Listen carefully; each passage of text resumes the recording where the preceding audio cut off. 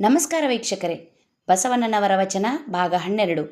ಅತ್ತಲಿತ್ತ ಹೋಗದಂತೆ ಹೆಳವನ ಮಾಡಯ್ಯ ತಂದೆ, ಸುತ್ತಿ ಸುಳಿದು ನೋಡದಂತೆ ಅಂಧಕನ ಮಾಡಯ್ಯ ತಂದೆ, ಮತ್ತೊಂದ ಕೇಳದಂತೆ ಕಿವುಡನ ಮಾಡಯ್ಯ ತಂದೆ, ನಿಮ್ಮ ಶರಣರ ಪಾದವಲ್ಲದೆ ಅನ್ಯ ವಿಷಯ ಕೆಳಸದಂತೆ ಇರಿಸೆನ್ನನು ಕೂಡಲ ಸಂಗಮ ದೇವ.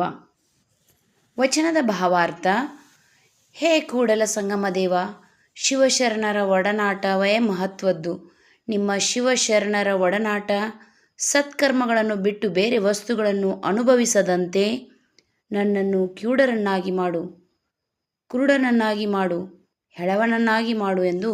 ಏಕೆಂದರೆ ಎನ್ನ ಕಣ್ಣುಗಳು ಎಲ್ಲಿ ಬೇಕಾದಲ್ಲಿ ದೃಷ್ಟಿ ಹಾಯಿಸಬಾರದು. ಪರಸ್ತ್ರೀ ಪರಧನದ ಬಗ್ಗೆ ಆಸೆ ಪಡುವಂತೆ ಆಗುವುದು ಬೇಡ. ಶಿವಶರಣರ ಬಿಟ್ಟು ಬೇರೆ ವಿಷಯಗಳತ್ತ ನನ್ನ ಮನಸ್ಸು ಹೋಗುವುದೇ ಆದರೆ ನಾನು ಎಲ್ಲೆಲ್ಲೂ ಅಲುಗಾಡದಂತೆ ಹೋಗದಂತೆ ಹೆಳವನ ಮಾಡಿಬಿಡು. ಬೇರೆ ಕಡೆ ನೋಡದಂತೆ ಕುರುಡನನ್ನಾಗಿ ಮಾಡು.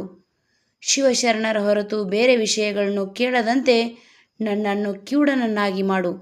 ನನ್ನ ಶರೀರದ ಇಂದ್ರಿಯಗಳು ಅನರ್ಥ ಮಾಡುವುದೇ ಆದರೆ ನನಗೆ ಇಂದ್ರಿಯಗಳೇ ಬೇಡ. ಶಿವಶರಣರ ಒಡನಾಟ ಬಿಟ್ಟು ಬೇರೆ ವಸ್ತುಗಳನ್ನು ಅನುಭವಿಸದಂತೆ ನನ್ನ ಮನಸ್ಸನ್ನು ಹದಗೊಳಿಸು. ನನ್ನ ಬದುಕಿಗೆ ದಾರಿದೀಪವಾಗು ಕೂಡಲ ಸಂಗಮ ದೇವ ಎಂದು ಬಸವಣ್ಣನವರು ತಮ್ಮ ವಚನದ ಮೂಲಕ ಹೇಳುತ್ತಾರೆ.